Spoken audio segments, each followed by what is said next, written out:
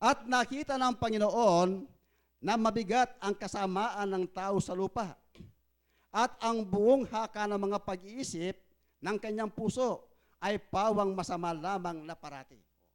Nakita ng Diyos puro masama ang ginagawa ng mga tao sa kanyang nilikha Bakit? Kung itutuloy natin sa 6, anong sabi doon? At sinisi niya at nagsisi ang Panginoon na kanyang nilalang ang tao sa lupa at nalumbay sa kanyang puso. Baka isipin ninyo, pwede pa magsisi ang Diyos samantalang siya'y perpekto, ganap, sakdal, hindi gumagawa ng kasalanan? Bakit sinabi ng Genesis 6:6, nagsisi ang Diyos? Kasi po, nung likhain niya ang tao, mabuti Walang kulang, ganap kumpleto Pero nung may likha niya, kumikilos na ang tao kumilos siya, sa kanyang lakad, nakagawa siyang kasamaan. Pero ang kasamaan na yon hindi ibinigay ng Diyos, kundi tao ang gumawa. Pero sa kanyang paglikha, lahat ay mabuti. Pakinggan nyo. Unang Timoteo 4:4. Walang masama sa kanyang nilikha Lahat mabuti Unang Timoteo 4:4. Ito pinakasulat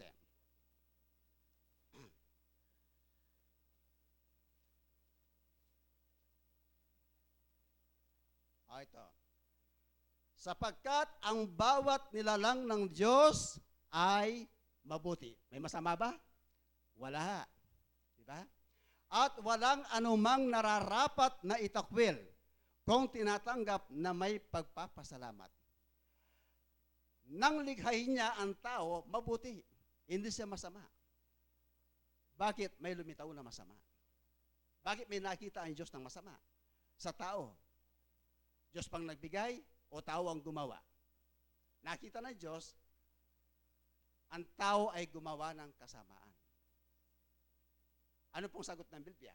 Baka isipin ninyo, marunong pala magsisi ang Diyos Nalulungkot ang Diyos Nalulungkot yan Bakit hindi siya malungkot? Pero mong gumawa siya mabuti, pagkatapos niya ginawa niya mabuti, may makita siyang masama. Hindi ka pa malulungkot doon. Ay tayo nga mga magulang, ang pinanganak natin, tao, tinuruan natin mabuti, walang masama. Pag lumaki siya, merong lalabas na suwail. Isipin ng mga tao, yung magulang niya, hindi marunong magturo. Hindi. Nasa kanya ang pagkukulang, wala sa magulang. Ganun din sa Diyos, walang masama sa kanyang nilikha, ang pagkukulang nasa tao. Anong nakita ng Diyos? Bagay sa nagsisi. Basa, sa Onas 3:10, ito ang sagot. Para makita po natin.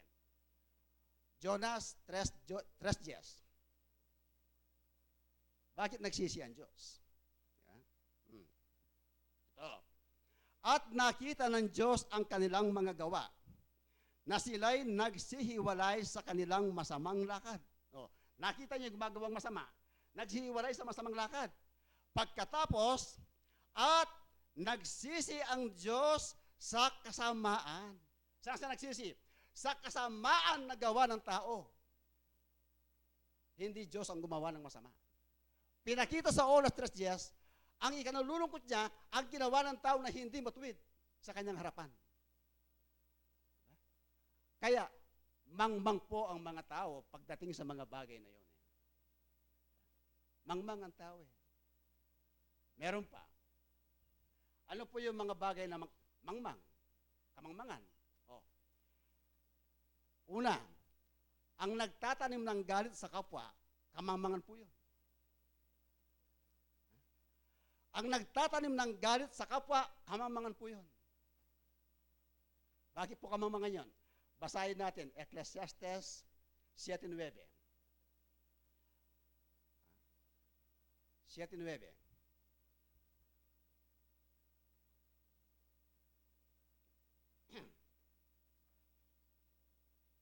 Sa 7:9 ng Ecclesiastes,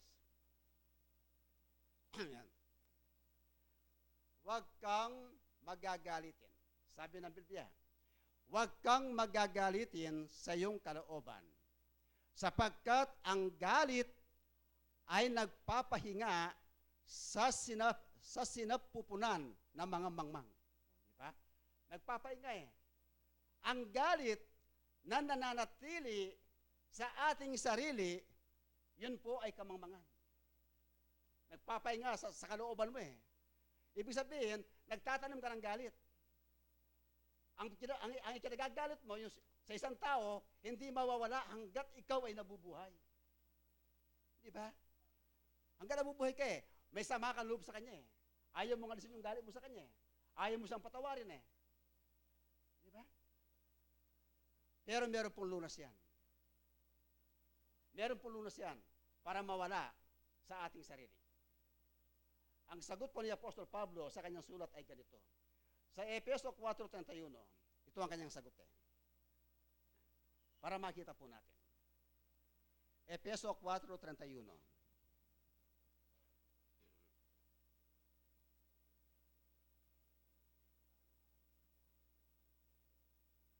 Efeso 4:31. Ang lahat ng kapaitan at kagalitan at pagkakaalit at kadaldalan at panglilibak ay mga alis nawa sa inyo, pati ng lahat ng masasamang akala. Paano po mawawala yan? Ang galit sa iyong sarili. Tuloy, 32. At magmagandang loob kayo sa isa't isa, mga mahabagin, na mangagpatawaran kayo sa isa't isa, gaya naman ng pagpapatawad sa inyo ng Diyos kay Kristo. Ang solusyon pala, pag meron kang galit sa kapwa mo, may nagawang kasalanan, patawarin mo siya. Kung siya naman may gawa sa iyo, patawarin ka rin niya. Ibig sabihin, magpatawaran kayo. Magagawa po natin yan. Bakit? Pag hindi natin naalis ang galit, ang pait sa ating puso, kapatid, kahit na araw-araw tayong pumapasok sa tabernakulong ito, na lumuluhod, dumadalangin sa Diyos, kapatid, hanggat hindi mo pinapatawad, ang inyong panalangin ay hindi matatanggap sa Diyos. Gusto mong matanggap, kailangan patawarin mo. Wala kang sama ng loob sa iyong kapwa. Kasi pag hindi mo inalis sa iyong sarili yan, lumalabas, isa kang mangmang, kapatid. Yan ang turo ng Biblia. Hindi galing sa akin yun. Di ba? Isa kang mangmang eh. Pakinggan nyo. Sa sulat ni Mateo 5:23. Sa 5:23 ng Mateo. Yun yan ha.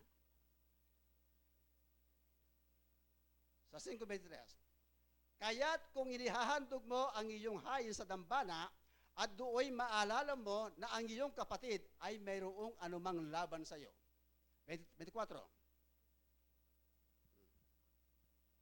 Iwan mo roon sa harap ng dambana ang hayin mo at yumaon ka ng iyong lakad, makipagkasundo ka muna sa iyong kapatid. At kung magkagayoy, ay magbalik ka at ihandog mo ang iyong hain. 25. Diba? Napakalinaw eh. 25. Magipagkasundo ka agad sa iyong kaalit, samantalang ikaw ay kasama niya sa daan. Baka ibigay ka ng kaalit mo sa hukom, at ibigay ka ng hukom sa punong kawal, at ipasok sa bilangguan. Pag pinatawad mo, at saka ka bumalik, kapatid, pagkikinggan ka ng Diyos. Kasi wala ka ng sama na loob eh. Kasi sa isang tao, mahirap alisin ang sama na loob eh. Pero may lunas po yan. Diyos po ang magtuturo sa atin. Kahit na ang banal na Espiritu, tinuturo sa atin yan eh. Na pagpatawaran kayo ang bawat isa sa inyo eh. Tingnan nyo yan. Meron kasi mga turo, gagaya nito. Ang karunungan ng tao, sinasalig sa karunungan ng Diyos. Ang karunungan ng tao, sinasalig sa karunungan ng Diyos. Ibig sabihin, nangangalap sa karunungan na galing sa labas, galing sa mga tao. Pagkatapos, ipapasok sa espiritual. I-a-apply sa karunungan ng Diyos. Lumalabas, mas mataas pa karunungan ang karunungan ng tao kaysa karunungan ng Diyos, kapatid. Hindi pwedeng mangyari yun. mataas ang karunungan ng Diyos. Kaya ang sabi ng Biblia, huwag ninyong isalig ang karunungan ng tao sa karunungan ng Diyos. Kailangan mag-ingat po tayo eh. Sa unang Korinto 2:5, itong nakasulat to.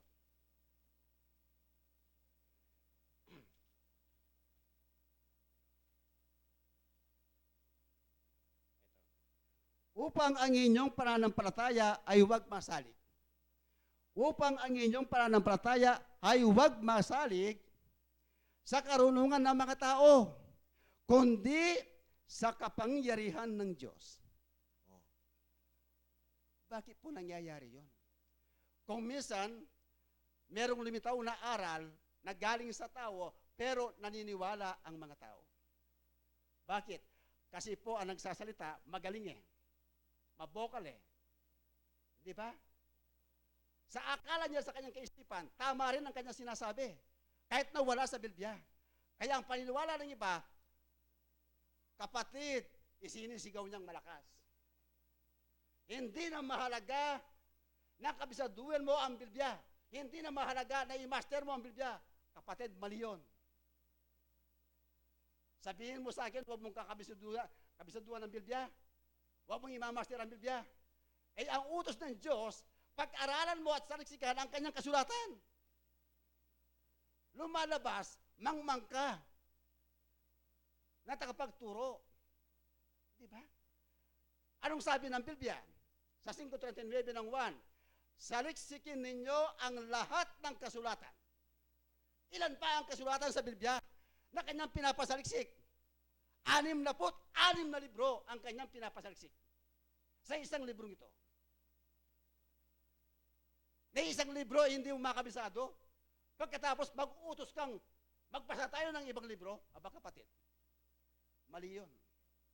Merong isang kapatid, kasama sa kapatiran, hindi ko binabanggit ang kanyang pangalan. Oh. Sa kanyang pag-aaral, hindi na tayo kailangan magpatawad. Kasi kung magpatawad tayo, pagkatapos mo sa pinatawad, gagawa na naman kasalanan. Diba? Yun ang sabi niya. Pero nagbabasa naman siya ng Biblia. Kapatid, meron pang nakasulat sa Biblia na tayo hindi na kailangan magpatawad. Kapatid, basahin mo man ang una, hanggang katapusan ng Biblia. Wala kang mababasa ng ganung kapatid. Alam niyo po kung ano yung mababasa? 6:12 hanggang 15 ng Mateo. Tingnan natin kung tatama ang kanyang sinabi. 6:12 hanggang 15. Ito ang sabi niya. Mateo 6:12. At ipatawad mo sa amin ang aming mga utang. Gaya naman namin na nagpatawad sa mga may utang sa amin. 13. Sa umpisa pa na papatawad eh. At huwag mo kaming ihatid sa tukso, kundi iligtas mo kami sa masama, sapagkat iyo ang kaharian at ang kapangyarihan at ang kaluwalhatian magpakailanman siya nawa. 14. Sapagkat kung ipatawad ninyo sa mga tao ang kanilang mga kasalanan, ay patatawarin naman kayo ng inyong Ama na nasa kalangitan. O, may pagpapatawad pa o wala? Meron. Huwag natin paniwalaan ang taong nagsasabing yon. Mangmang yon. Hindi totoo yon. O, meron pang isa. O, hindi na tayo kailangan manalangin sa Diyos. Tingnan mo yung karunungan ng tao. Nagkasalita. Hindi na tayo kailangan manalangin sa Diyos sapagkat alam na niya ang kailangan natin. Tanong, marunong ka pa sa Diyos? Sino paniniwalaan ko? Ang sinasabi mo o sa Diyos? Sa Diyos tayo maniwala, kapatid. Meron ding nakasulat sa Biblia na hindi na kailangan manalangin. Kapatid, wala ka rin mababasang ganun. Kahit na isa-isain mo mga talata. Alam mo anong nakasulat? Filipos 4:6. Tingnan natin kung ano nakasulat. Mga yun eh. Kamamangan po yan. Para maintindihan po natin eh. Filipos 4:6. Ito.